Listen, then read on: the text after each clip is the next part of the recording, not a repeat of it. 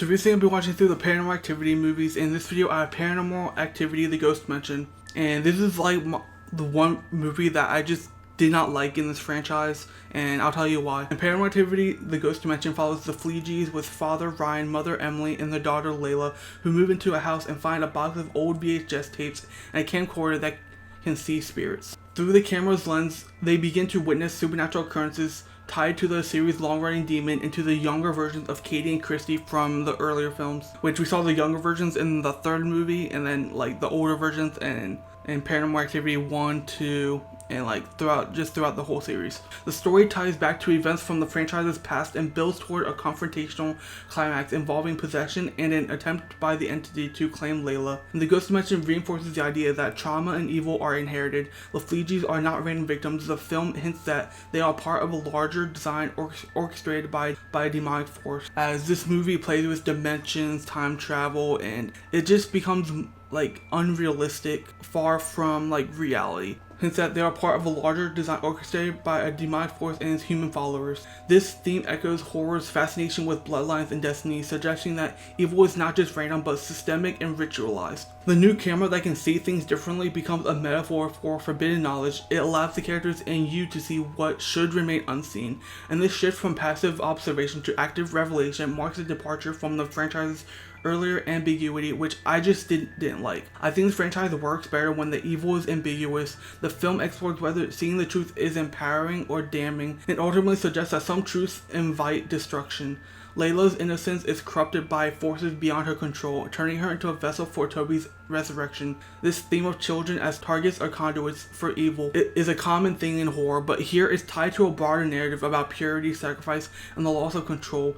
And the film portrays childhood not as a sanctuary, but as the front line in a war between good and evil. Ivy George's performance as Layla is effective. She balances sweetness with eerie detachment, making her transformation unsettling. Her portrayal of a child slipping into possession is subtle and adds some emotional weight to the film's climax. As the skeptical father turned believer, Chris J. Murray brings a grounded realism to the role. His arc from curiosity to desperation is believable, and his chemistry with George helps sell the stakes. Britt Shaw's maternal instincts and rising panic provide a counterbalance to Ryan's analytical approach. Her performance is emotional and resonant, especially as she confronts the possibility of losing her daughter to supernatural forces. Making his directorial debut, Gregory Plotkin attempts to blend this franchise's signature found footage style with more traditional horror cinematography, but it ends up not feeling as real and grounded as the rest of the franchise.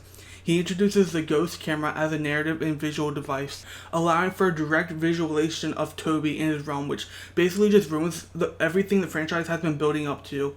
It marks a significant tonal shift from the franchise's earlier restraint. Like, I remember the Ghost Dimension was marketed heavily on its 3D visuals, which with the commercials that came out around that time on TV, which was to make for more immersive scares. But again, that's not what this franchise is, and this is what happens when you get oversight from people who don't understand the franchise.